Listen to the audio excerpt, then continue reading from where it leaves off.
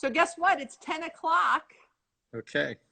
Welcome to Small Business Saturday series. And I have as my first guest today, Don Flipsy from Field of Flowers. Welcome, Don Flipsy. Hey, Beth. Good to see you virtually. Yes. I'm sorry. Pretty soon we'll be able to get together and actually, have lunch and get back to normal. But anyway, it's good to see you virtually. Yes, and Here in our store at there's your in store. Davie. So I am your #1 fan, right?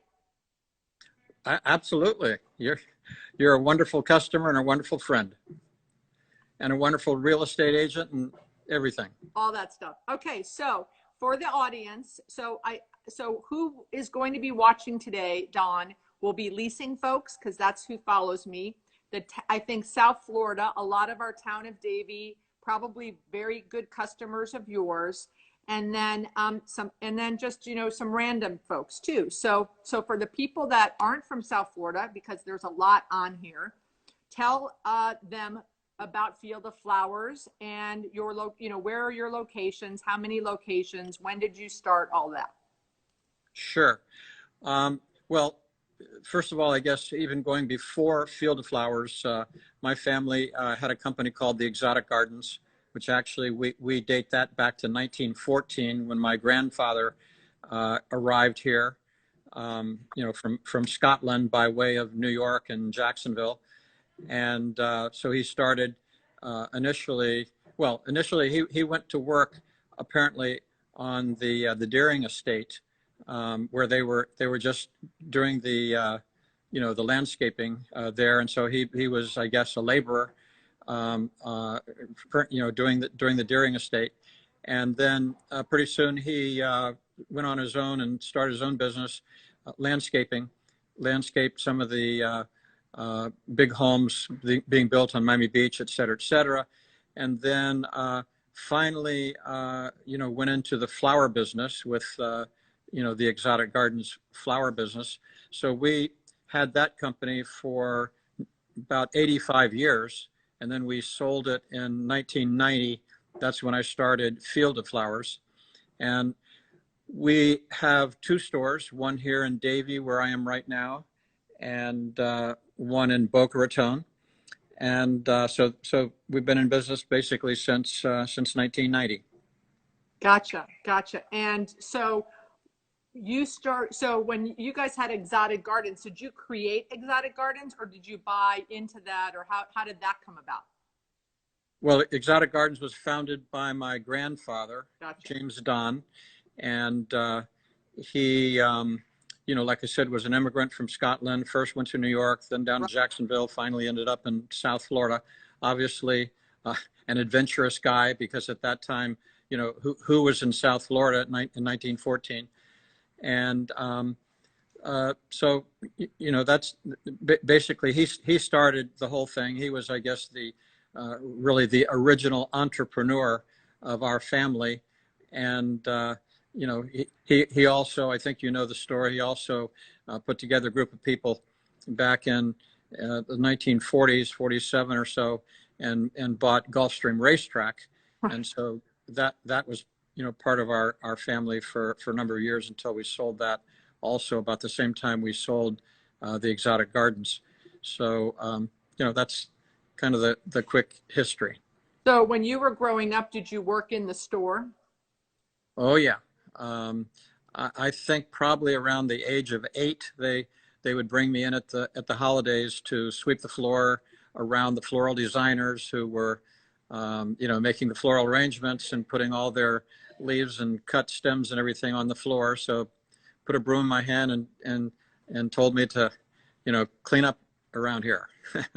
That's awesome. Did you get paid for that? Probably as soon as I had a driver's license at age 16 or 17 or whatever, then they put me out to deliver flowers at the holidays. That's awesome. Did you get paid when you were 8 sweeping the floors? Come to think of it, I don't think I did. They took advantage of me. My parents were in the tavern business in Milwaukee, Wisconsin. And in Milwaukee, you had basements. So when people would finish their beers, they had this thing called the bottle chute, and they'd put the empty beer. It was recycling in 1968, and they'd put the bottles down the bottle chute. And my job at 8 years old was to take the bottles out of the bottle chute and put them in the recycling boxes and cartons for the beer distributors to come pick them up. But I got a nickel a bottle, so I got paid. So. Okay, so so during your whole growing up, Exotic Gardens is part of the family, you're working there.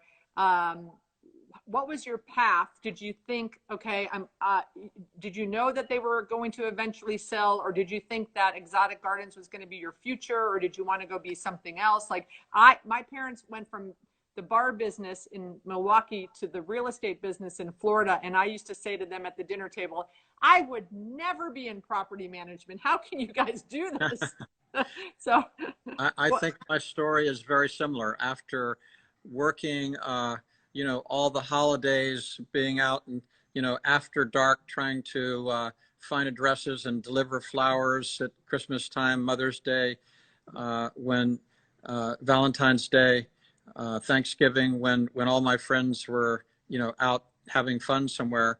I really didn't envision having anything to do with the flower business. But, after going off to college and doing something else for a couple of years, I realized that, a successful business is really, a wonderful thing, something to be valued and admired. So I finally decided that I would come back in the flower business. So when you guys sold Exotic Gardens, did you know before, did you have like a non-compete that you had to wait for to start Field of Flowers? How did that work, if you can talk about that? Yeah, no, I didn't, there wasn't any like a non-compete or anything like that, just because of the way it transpired. So I did think about a year whether, I wanted to go back in the flower business or do something else. But I finally decided that even though I'd, been involved in the flower business and really running the biggest flower business in South Florida for a number of years, that there were still, ideas that I had, different ways of doing things that I thought it would be, exciting and interesting to stay in the flower business. So that's why I decided to open Field of Flowers. And Davie was your first location, right? Yes. How did you pick Davie? Because you don't live in Davie. Like, I live in Davie. I know why I would pick Davie. I'm so happy you picked Davie, but why did you pick Davie? Yeah, we picked Davie. First of all, we envisioned it. I guess I wasn't quite creative enough to see the walk-in carry-out potential. So we envisioned it largely as a delivery-oriented business, because that's what the traditional flower business has always been, phone order and deliver. So Davie seemed to be a good central location, basically to deliver, all over Broward County and Southern Palm Beach and Northern Miami-Dade County.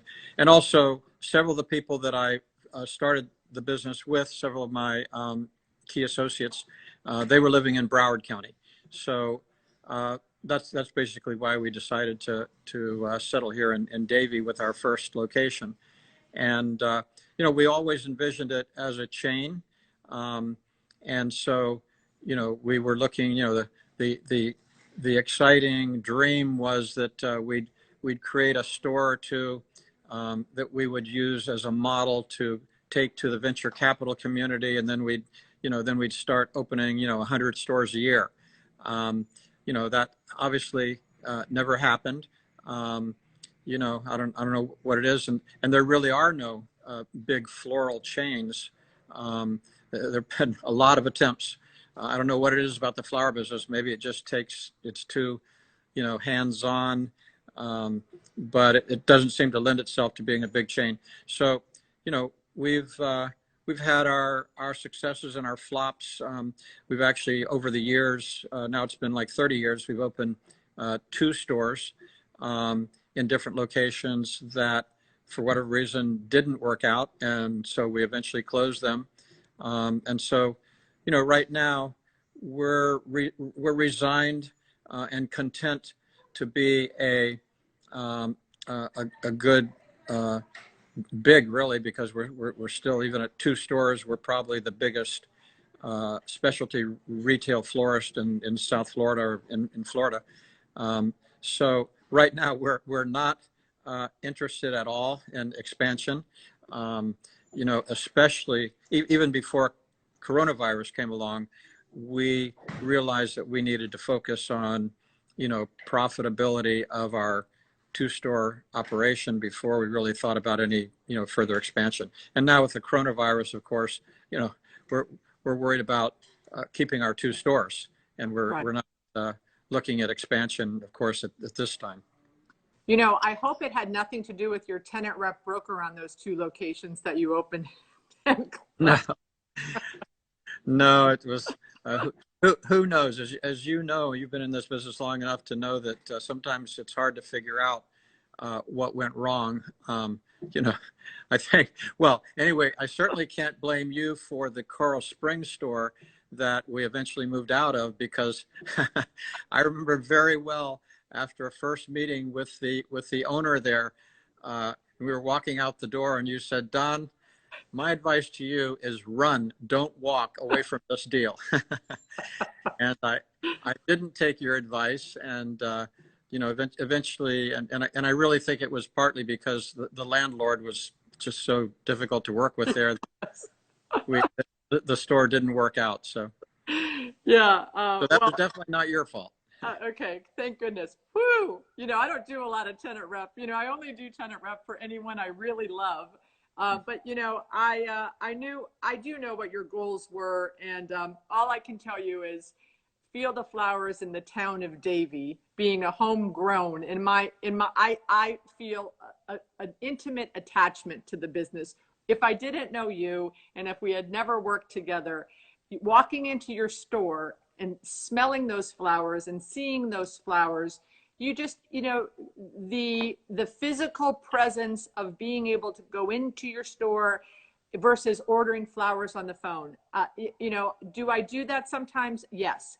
But it's just such an enjoyable experience in your stores. And I've been to Boca. I love Boca as well. But the fact that you're in my town, you know, and I know many people that I've sent flowers to from your store will like, "Where did you get these flowers?" "Oh my gosh, they've lasted for 2 weeks." And, you know, I'm always on Facebook, you know, prompting you, and you've been so gracious with, you know, my charity Hope Outreach. So, you know, you're just a wonderful retailer and business operator in our community. And I thank you for that.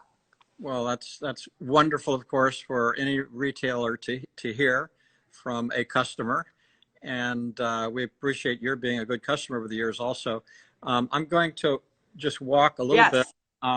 Right now, I'm in the area that we call our flower bar. I think you're seeing that reversed on the screen, but anyway, that's the flower bar. And the flower bar is a place where we have these work tables, and it's all about do it yourself. So if we were not under social distancing right now, about this time of day, this place would be filled with about 35 or 40 people sitting around these tables, and we'd have a floral designer who would be showing them how they can make their own flower arrangement. Not doing it for them, but showing them how they can make their own. And we started this about 3 years ago, and it's been really popular and growing. We do classes that are scheduled, you know, to where people sign up online, and then they can come in and make an arrangement. And then we also do private parties here, which has been very popular, where people just rent the space and they come in. You know, anything from 8-year-old girls who want to have their friends here, and the entertainment is making a flower arrangement. We've done a good program with the Girl Scouts, where they can actually earn a merit badge in flower arranging. Oh, I love that. And then you do with the Boy Scouts too, for Mother's Day. Next year for Mother's Day, you need to do a merit badge for the Boy Scouts to come in and make a floral arrangement for their moms. Sure. Except that I'm not sure that the Boy Scouts exist any longer. I don't know if you've been following the news on the Boy Scouts, but it's just, anyway, we won't get into that, but a sad story. It looks like they've been basically, you know, carried under by allegations. That's right. Okay. Well, we won't get into that. Yeah. So anyway, let me take you quickly. Yeah. Yeah, we've always prided our store on being a really exciting place to come into. Unfortunately, right now, it's kind of empty, as you can see. So sad. You know, we're hoping that we're going to be able to get back in, you know, in business and open up the stores pretty soon. But right now, we can't have people coming in to shop. So you who are experienced with how our store normally looks, you'll see that kind of sad, but it's very sad. That's the way it is right now. But it'll only take us 2 or 3 days once they say that, you know, we can open up. It'll only take us 2 or 3 days, maybe not even that long, really, to fill it up with flowers and plants, and we'll be back being the beautiful, exciting place that you're used to. Oh, fabulous. Fabulous. Are you going to show us the inside of your walk-ins, freezers? Yeah, we do still have, you know, people are working here. This is Kevin. Hi, Kevin. How are you? Good. How are you? Good, thank you. This is Beth Azor. We're doing a live blog right now. Nice to meet you. Is Kevin one of the ones that helped me with my rose ball, maybe? No, I don't think so, because he's normally in Boca Raton. Okay. So I don't think he's helped you with your rose ball. Well, but if anybody if anyone's watching this live and has seen me in the Orlando ICSE conference with the huge fresh rose ball, I get it from Field of Flowers.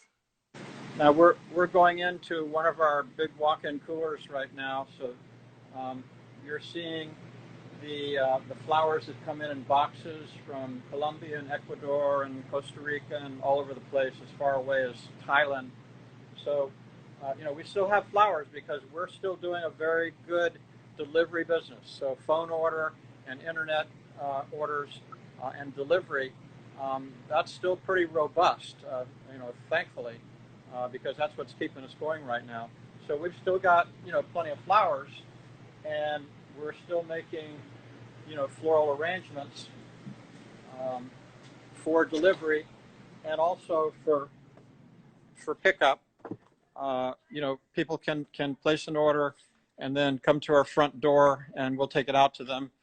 You saw that Kevin was wearing a mask, and we're all keeping our social distance and, you know, operating safely and sanitizing everything. And when if somebody comes to our front door to pick up, then we do a, you know, non-contact type of pickup. And also when we're delivering, we're doing non-contact delivery with people. You know, our delivery people wear a mask and they wear gloves. And over here, we have floral designers that are working. Again, we're keeping the social distance. We have, you know, plenty of space here, so it's not too hard for people to you know, keep distant from one another. But we're still. Hey Don, how was Easter? How was your Easter business? Easter was okay. I mean, basically, I guess it was surprisingly good. Easter and Passover. I think we did like 230 deliveries on Easter and Passover. In fact, we actually did about the same amount of deliveries, or maybe even more, than we did last year for Easter and Passover. You know, I think that fortunately for us, people see us as one of the, you know, few options they have if they want to, you know, send something, you know, better than a digital greeting card to their family and their friends. Then, you know, we're one of the options that can get a delivery even same day. If you order, you know, by noon, we'll deliver it same day. So how does Mother's Day look? How is Mother's Day looking for you? Well, Mother's Day is, you know, we're not sure really what to expect. We're planning to have a delivery business that's similar to last year because delivery has been holding up pretty well. What we don't know at this point, of course, is whether we're going to be allowed to have walk-in business. Right. Or even if we're allowed to have it, how many people are actually going to come walk in. So, Right. we're not really sure how to plan, but we're doing the best that we can. Right. We still have floral arrangements in our cooler. Of course, they're not really for the walk-in customer at this time. They're really being made for our delivery orders. So who is your, do you think, do you have a special customer, or is it all across the board, your customer? Well, I would say that for sort of the typical traditional flower business, it's all across the board. I think there are some people who I think just don't think about flowers. They're not flower people. There are other people who are flower people, and those flower people, I think, they go run the gamut, from in terms of age and economic position, education. I think they really run the gamut. We do have some large, commercial customers, like one of the big funeral home chains around here gives us a lot of their sympathy arrangements. We've been doing a lot of business in the last couple of years with Seminole Gaming, that Right. own the Hard Rock and the Coconut Creek Casino up in. So we've got some really large commercial account customers, but the kind of the everyday buyer for flower arrangements or a bunch of flowers, I think it's a pretty big demographic. Okay. And is there a best selling item? Well, in terms of the type of product, roses has always been, as long as I've been in this business, roses are the most popular thing. So roses by the bunch, by the stem, roses and arrangements, even big spheres of roses. Rose balls. Red roses for some of our crazier customers. And they have to be red. Right. So yeah, roses is the biggest single thing. We do in terms of the type of product, not basically the variety. We have, when we're open, we have a lot of people walk in the store buying flowers by the bunch, and our biggest product and most profitable, the one where we have the biggest margin, is floral arrangements. Where our floral designers put together something that's beautiful and that people want to use to express their sentiments to other people. That's basically our biggest type of product is floral arrangements, and are also arrangements of plants, because especially in recent years, I think plants like orchids and succulents and things like that have gotten more and more popular. So we also make beautiful gardens and of plants. So that's our biggest product. Well, now I know why you like me so much, because I only buy the already put together arrangements, because I have zero creativity. Like, I walk in and I see all the beautiful hydrangeas, and then I go right to the refrigerator and pick something that your wonderful floral designers have already put together. Yep, you're a wonderful customer, and we're happy that so many people like you really appreciate an arrangement of flowers for all kinds of reasons. And that reminds me of speaking of, dealing with the coronavirus and the shutdown of the walk-in business.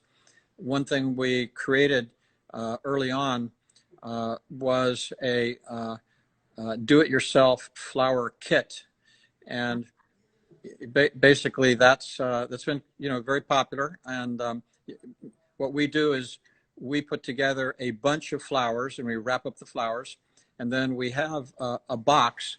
We actually use one of these fancy box that we use for the flower bar, and inside that box we put the container, we put the floral foam that makes it easy, and anything else.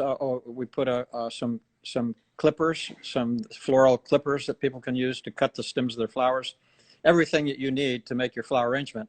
And so we can deliver that. And people, have you been advertising that over the COVID quarantine so that they could come pick that up and do that at home? yeah, or we deliver it too. So yeah. How many have people? I mean, I would think that tons of people would do that for homeschooling or you know, for, so is that a big part of the business? Like, have you been selling a lot of those? We've been selling a lot. I wouldn't say that it's a big part of our business. You know, the biggest part of our business is still making flowers ourselves, but it's been significant and interesting, and I think it's something that we would continue on even after coronavirus, because it's fun. You know, you can send to whoever, you know, your aunt for her birthday or whatever, instead of sending a floral arrangement, and you know that your aunt likes to do things, you know, with her hands and likes to be creative. So, you know, here's the flowers, here's the container, here's the shears, and a little instruction sheet. That's what I was going to ask you. Tell me you have instructions, because I wouldn't know what to do. How much did that cost? I think that's $34.95, I think. Oh my gosh. So when we hang up, if you can have someone send me a picture of what that looks like, I'm going to blow that up on social media. I didn't know you were doing that. That is awesome. Yeah. It's been fun, and people really enjoy it. So so that's something that we've done along the lines, really, you know, of our flower bar. You know, the whole thing is about do it yourself instead of we do it for you. You know, have fun, learn a skill, and do it yourself. So we extended that when we couldn't invite people to come in any longer for the flower bar classes. Then we said, well, we'll send it out to you, because actually some of our customers who were coming back again and again for our flower bar, you know, do-it-yourself workshops, what we call them, they were saying, well, gee, you mean I can't come in and you know, I do that every Wednesday, I do that every Saturday with a group of my friends, and so can I just come in and pick up the flowers in the container and take it with me, and I'll do it myself? And so, you know, we did that for some people, and then it dawned on us, you know, hey, why don't we you know, turn this into a product? And so it's been, love it. So you just created that out of COVID? We just created it. What? You just created that do-it-yourself box out of COVID, due to COVID? Yeah. That was a direct reaction to COVID-19, because we all we can do is deliver. We can't have people come in, and you know, so how do we keep DIY going when all we can do is deliver? And people are looking for things to do. Like, I just saw someone just sent me a thing last night where there's a guy, a magician, who's doing virtual live magic shows for families. And I'm going to order that for my family, and he can do it Zoom, so I can invite other families. I mean, the creativity that's coming out of this, which, speaking of creativity, talk about Imagine AR. Right. Yeah, well, we had gotten into doing some experimenting with augmented reality, AR, probably about a year ago. A member of our team that's the more kind of, you know, technical, looking at new stuff, had started talking with this company, Imagine AR. And so we started doing some interesting things with it where, for example, I could record a video showing people how to take care of a particular orchid plant that we sell. And so then a person in our store could point their smartphone at what they call a marker, which can be the product itself, it can be a poster, and Hold on, something happened. they have to download the app, which takes about 10 seconds, and then they point their phone at the marker, and then all of a sudden I pop up on their iPhone telling them how they can take care of this orchid plant. So we did things like that. We did some contests where, you know, every 10th person actually got the orchid plant for free. And then just a few weeks ago, our partner here, who was you know, developing this with the Imagine AR, he said, well, I want to work on this idea of being able to offer a personal video message that the person receiving the flowers will receive along with the flowers. And so, as opposed to us writing down, what you want to say to your, Aunt Mary, whose birthday it is, you actually record a video of yourself, and along with your kids if you want. And so when Aunt Mary gets the flowers, there's some instructions that come along with it, and it's pretty simple. It just says basically point your iPhone or your smartphone, Android or iPhone, at this VR code that's printed, there, and then that's going to let you download the app, the Imagine app. Again, it takes about 10 seconds, 15 seconds. Then you click on Near Me, because basically that tells you that there is an augmented reality video that's near you, because based upon the address where we're delivering the flowers, we have saved, in the cloud, this video that you recorded. And so suddenly Aunt Mary is looking at her phone, and she's pointing it at, just like, a wall or anything in her home. And, you're suddenly there saying, hey, Aunt Mary, I love you. Gee, it's too bad we couldn't be there. And, here's little George. Say hello to little George. And, awesome. That's awesome. Yeah, and so that's been really exciting. It's live now. We sort of experimented with it for this past week has been Administrative Professionals Day, but the real launch of it's going to be for Mother's Day, which is on May 10th. I'm going to do that for my son's grandmother. We're going to do that. I'm going to try that. Okay, please do. Is it an extra charge to add on to the flowers? Nope, it's free. Eventually, maybe we'll charge for it, but right now it's just a free. When you're there online and you're selecting your product, there will be a little option, a new option there that says you can send a video message. Would you like to send a video message? If you click on that option, then it's going to allow you to either record your video message, right on the fly. If you're using your iPhone, or if you're on a laptop and it's got a camera, you can record it right then on the fly. Or you might attach a video that you've recorded previously. You can just search and attach it, and that will be the video that goes along with your flowers, so that awesome. When you arrive, then your Aunt Mary is also going to basically almost have you there in her home, giving your greeting.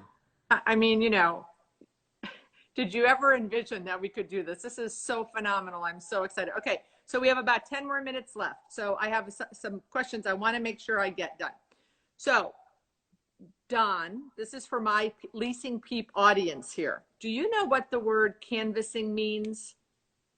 Well, I would assume, but I may be totally wrong, that canvassing means going from the real estate business, going out and basically not waiting, I guess, for tenants to come to you, but going out and finding tenants that are already there, but they're not in your shopping center, and enticing them and convincing them that they should come to your center. Is that?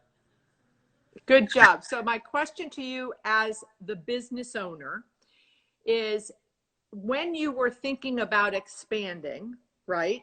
Because right now you're not, but when you were, would you have been unhappy or felt like you were being interrupted if a leasing agent came into the store and left a flyer to, like, the girl at the desk, or if you have, maybe the girl at the desk says, oh, our owner is right here, here's Don. How would you feel if it wasn't the day before Mother's Day, if, like, on a Tuesday in, March, someone walked in and wanted to chat with you or leave a flyer about another shopping center? Would you be perturbed, or would you be welcoming that, even if you had a rock star tenant rep broker that you could refer them to later? How would you feel about that?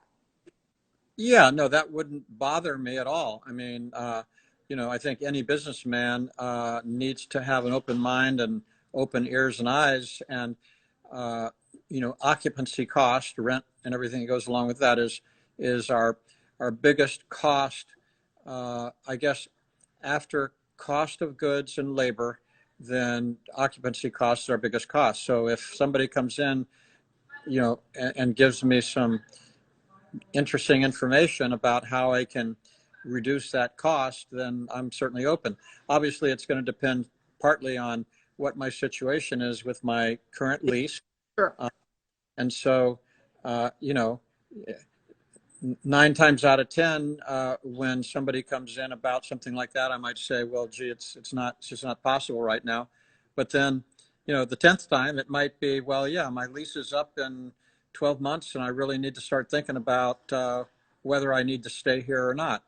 And, and especially today, I'm sure you never envisioned, COVID-19, but today, and you're I know a shopping center owner also, but there's going to be a lot of changes taking place. A lot of people going out of business, a lot of people, saying, hey, I don't need 20,000 square feet any longer. I want to downsize to 10,000. Right. And, or if you're not, if I don't think you're being good to me and being, recognizing the hardship, then I'm going to go someplace else. So I think there's a whole lot of people, tenants who are going to be looking at more open to other options than they ever were before. Awesome. Awesome. So I think I have about 3 last questions. What is the biggest lesson you've learned from this COVID-19 craziness? Well, I guess, certainly you never can predict what's going to happen in this crazy world. And when crazy things do happen, and I guess you should sort of expect that crazy things are going to happen, then, you have to be creative about trying to bring in the revenues. And I think on the expense side, you have to think the unthinkable. Right now, I've never been a controller in my life, but right now I'm the controller of our company because we had to downsize corporate area. We're only doing about 1/3 of the business that we were doing before. We don't know how quickly the business is going to come back, so we had to reduce. Right. So I'm the controller. And so, you just have to think about things that were, unthinkable before, laying off or furloughing, wonderful people who, they need a job and, their kids. And, but, the business has got to survive. And I guess related to that, cash is king. Cash is everything. And so, you got to tell a whole bunch of people that, you owe money to. You got to tell them that, sorry, not going to be able to pay you right now. I know we owe you, but, and so that you can conserve your cash for, the things that you absolutely have to pay, the vendors that you absolutely need, the employees that you absolutely need. And you gotta conserve your cash for those things. So I think those are lessons. Okay. And before the last question, I just want to, for everyone watching, we have a campaign called Congress Help Small Business Now. Don, I'm counting on you to get your floral designers to create a very pretty, maybe in flowers, don't waste the flowers, but a sign that says Congress Help Small Business Now. Take a picture of it, send it to me, and I will post it on all of our social media platforms because, I know that I guess Trump either signed the bill yesterday for more money or is signing it today. I think that we'll continue to have more help, and we really have to get Congress to consider businesses like yours versus, you know, giving $10 million to businesses that probably don't need it. So Right. we're on my friend Hugh Chen started this 5 weeks ago. Like I said, we have between 700 and 800 pictures. Our goal is to get 1 million pictures. So if you guys could do it and post it, and everyone watching, we're sending collages to our congressmen of these pictures. Well, creativity is our forte, so we will do something creative and get it to you. Fabulous. So before I ask you the last question, I just want to remind everyone, this is Don Flipsy, owner of Field of Flowers. They're located in Davie and Boca, the best flower shop I've ever been into. I've spent thousands of dollars at Field of Flowers. I love flowers and I love going in the store, but I probably order more online just for time. But as much as everyone, a lot of people who know me know I love books and I love to walk around Barnes and Noble. I love it when I go into Field of Flowers. So if you have never had an opportunity, please, when we can reopen, go in, visit Field of Flowers. You will not be disappointed. And every time I order flowers from you, Don, I would tell you 90% of the time, the recipient calls me a week to 10 days later saying, I don't know where you ordered these flowers from, but they're still alive, and they send me pictures, which I send to you. So you have some magic with your flowers that they are long lasting and stay beautiful forever. So I thank you for being here on our Small Business Saturday series. So I have one last question. So besides, you can't say Field of Flowers, the first place you are going, the first business that you're going to run to when the quarantine is lifted, what is that going to be? Well, the first place is not actually a business, I guess. But as you know, about 1.5 years ago, I joined a swimming club, and I started going at noontime every Monday, Wednesday, and Friday. And it was really, to me, it was really a life-changing thing. And of course, early on, they said, well, no, we can't let people go to swimming pools. Now, as a little aside, just in the last few days, research has come out saying that the safest place you can be is outdoors in the sun, and especially when you're in, water that's been sanitized with, chlorine or whatever. So being out swimming was probably the safest place you could be versus being inside where they tell you should be. Anyway, I want to start my swimming again on Monday, Wednesday, and Friday. And then I will say also, my typical routine was after swimming, then when I'm exhausted but feeling good, I would go to a little place called Eurobread, which you've been to also, on Sterling Road. Our favorite meeting place for lunch. Right. They